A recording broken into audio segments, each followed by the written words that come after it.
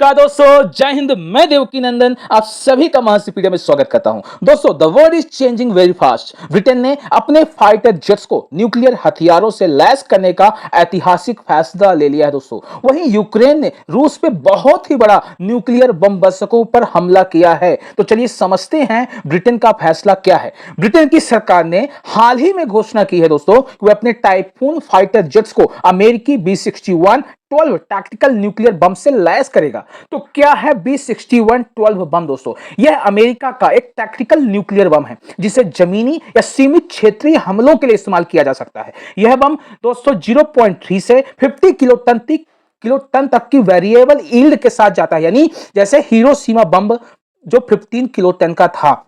इसका GPS guided system इसे बेहद सटीक बनाता है। इसकी मारक क्षमता इतनी है कि इसे फाइटर जेट से गिराकर सीमित क्षेत्र में दुश्मन के सैन्य ठिकानों को नष्ट बड़े आराम से किया जा सकता है।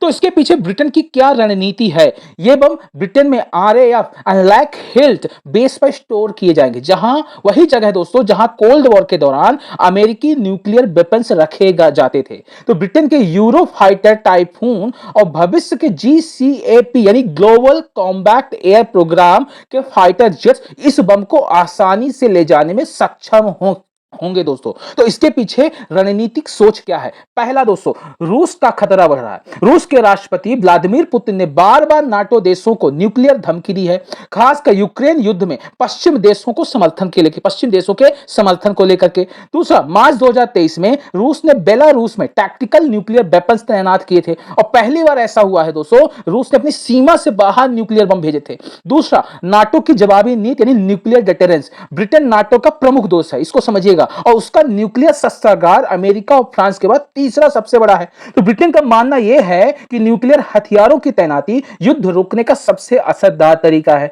इससे रूस को उन्होंने यह संदेश दिया है कि नाटो के पास भी टैक्टिकल न्यूक्लियर प्रतिक्रिया देने की क्षमता है। तो चलिए समझते हैं दोस्तों, न्यूक्लियर हथियार रखने वाले कौन कौन से देश हैं। 2024 की लिस्ट मैं आप लोगों को स्क्रीन के सामने पेश कर रहा हूं।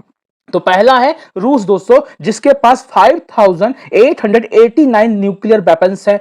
कितने ऑपरेशनल हैं? 1600। दूसरा अमेरिका है जो रूस से कम है हथियार, 5428। इसके ऑपरेशनल कितने वेपन्स हैं? 1800। तीसरा है दोस्तों चाइना, 410 हैं और इसके ऑपरेशनल बढ़ रहे हैं लगातार।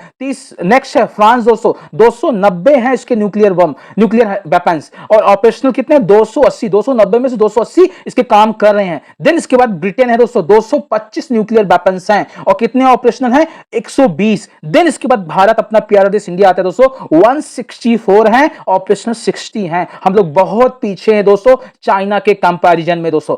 देन पाकिस्तान है दोस्तों, 170 न्यूक्लियर वेपन्स है और इंडिया से ज्यादा है दोस्तों, और 80 ऑपरेशनल हैं और इंडिया से ज्यादा भी ऑपरेशनल है दोस्तों। दोनों दुश्मन देशों के न्यूक्लियर वेपन्स हम लोगों से ज्यादा है दोस्तों, ऑपरेशनल भी हैं। देन लास्ट है उत्तर कोरिया दोस्तों, 40 से 50 के पास न्यूक्लियर वेपन्स हैं और तेजी से इनका ऑपरेशन बढ़ा रहा है। तो खतरे की वजह क्या है? What is a basic problem? तो पहला है टैक्टिकल न्यूक्लियर शिफ्ट। अब सुपर पावर सिर्फ बड़े न्यूक्लियर बम नहीं बल्कि छोटे टैक्टिकल बम की तरफ बढ़ रहे हैं, जिन्हें युद्ध में प्रयोग करने योग्य माना जा रहा है। जैसे रिसेंट में इंडिया ने ब्रह्मोस 2 का इस्तेमाल किया था दोस्तों।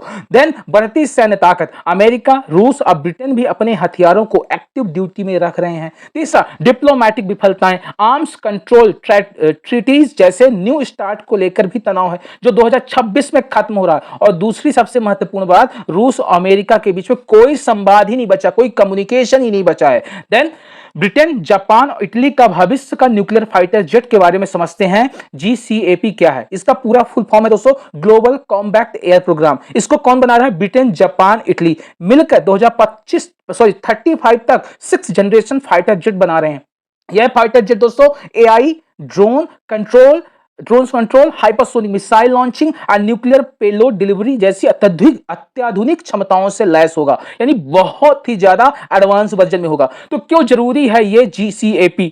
ये जेट भविष्य के किसी भी हाईटेक वार के लिए तैयार होगा। दूसरा, चीन और रूस जैसे देशों के बढ़ते हाई स्पीड मिसाइल सिस्टम का मुकाबला करने के लिए आवश्यक होगा। तो भारत के लिए क्या मायने हैं इस पूरी घटनाक्रम से? तो पहला है न्यूक्लियर प्लानिंग में बदलाव। दुनिया फुल स्केल न्यूक्लियर वॉर की बजाय लिमिटेड टैक्टिकल वॉर की तैयारी कर रहा है। भारत को भी अपने डॉक्ट्रिन पर फिर से सोचना समझना पड़ सकता है। दूसरा, चीन का रोल। दोस्तों, चीन लगातार अपने हथियारों को बढ़ा रहा है और ये सबसे बड़ा सोचने की बात है, और भारत को पूर्वी सीमा पर बहुत बड़ी चुनौती चीन की तरफ से मिल रही है। दोस्तों, तो भारत का जवाब क्या होना चाहिए? भारत ने अपने अग्नि प्राइम सौर्य मिसाइल एसएफसी यानी स्ट्रेटेजिक फोर्स कमांड को ऑलरेडी सक्रिय किया है। दूसरा, नेवी में INS Arihant and INS Arighat जैसे न्यूक्लियर सबमरीन शामिल ऑलरेडी इंडिया ने कर लिया, यानी काम कर रहा है इंडिया ऑलरेडी। तो कंक्लूजन क्या है? क्या न्यूक्लियर युद्ध का खतरा बढ़ रहा है? हाँ दोस्तों, न्यूक्लियर युद्ध की संभावना बहुत ज्यादा बढ़ रही है, पहले से अधिक यथार्थवाद लगने लगी है, खासकर टैक्टिकल स्तर पर, यानी आप समझिए छोटे स्तर पर हो सकता है। दूसरा, कोल्ड वॉर के बाद पहली बार दुनिया के इतने सारे देश न्यूक्लियर हथियारों की तैनाती एक्टिवली प्लान कर रहे हैं। दोस्तों, हालांकि फुल स्केल न्यूक्लियर वार अभी भी अनलाइकली है, क्योंकि यह सब का सर्वनाश करेगा, सब कुछ खत्म कर देगा। लेकिन छोटे पैमाने पर टैक्टिकल न्यूक्लियर इस्तेमाल का खतरा विशेष रूप से रूस और यूक्रेन युद्ध जैसे क्षेत्रों में काफी वास्तविक हो गया है। हालांकि अभी रिसेंट में यूक्रेन हमले के बाद तो और भी ज्यादा बढ़ गया है। तो दोस्तों, मैं इन्हीं शब्दों के साथ अपनी वाणी को विराम देता हूं। जय हिंद, जय भारत। चैनल को लाइक और सब्सक्राइब जरूर करिएगा दोस्तों।